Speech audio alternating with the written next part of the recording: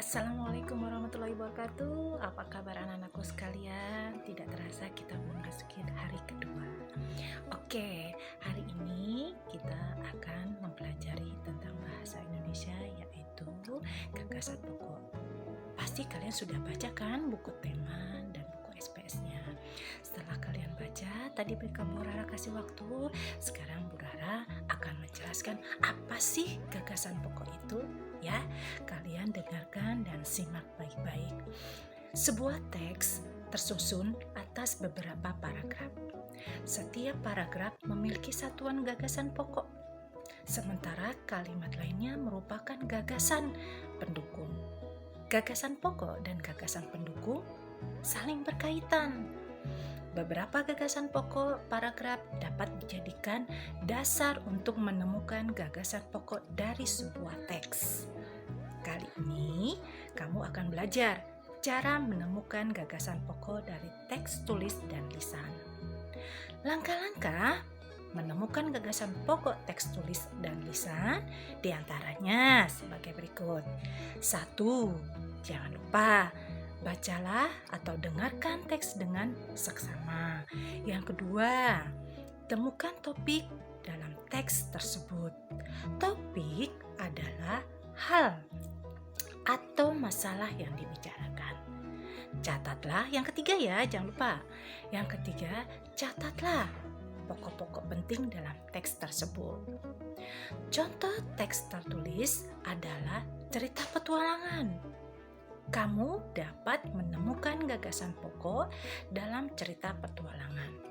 Cerita petualangan merupakan pengalaman, kejadian, atau peristiwa yang pernah dialami.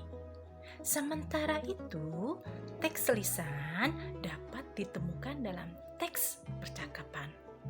Ayo, bacalah contoh teks tulis dan teks lisan pada halaman selanjutnya.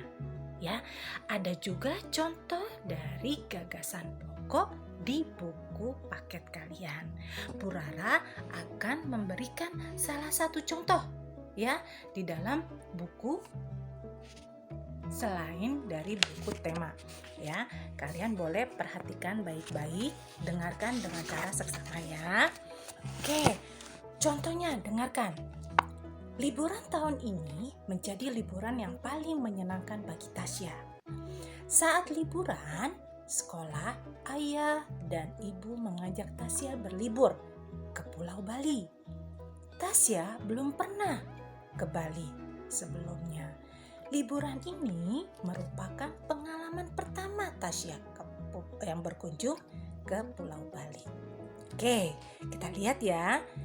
Gagasan pokok paragraf dari cerita di atas adalah liburan tahun ini menjadi liburan yang paling menyenangkan bagi Tasya. Hal ini diperkuat dengan adanya kalimat penjelas dan gagasan pendukung di kalimat selanjutnya, yaitu saat liburan sekolah, ayah dan ibu Tasya mengajak berlibur ke Pulau Bali. Tasya belum pernah ke Bali sebelumnya. Liburan ini merupakan pengalaman pertama Tasya berkunjung ke Bali.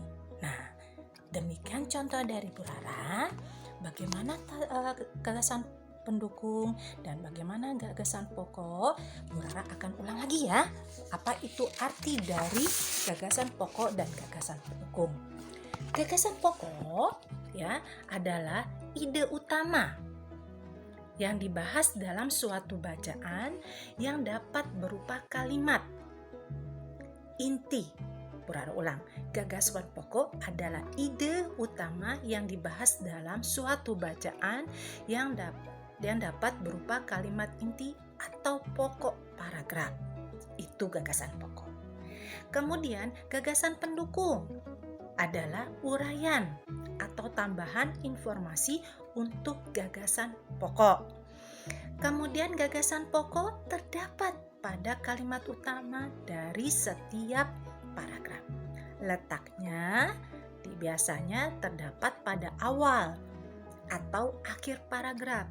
Ada juga gagasan utama yang terletak di tengah paragraf. kalian sudah baca contoh dari buku paket dan Bu Rara sudah menjelaskan. Bu Rara juga kasih contoh tadi secara lisan. Nah, jangan lupa nanti dibaca lagi ulang buku paketnya dan kalian lihat tugasnya. Ya, demikian dari Bu Rara. Kalau kurang jelas boleh bertanya. Assalamualaikum warahmatullahi wabarakatuh.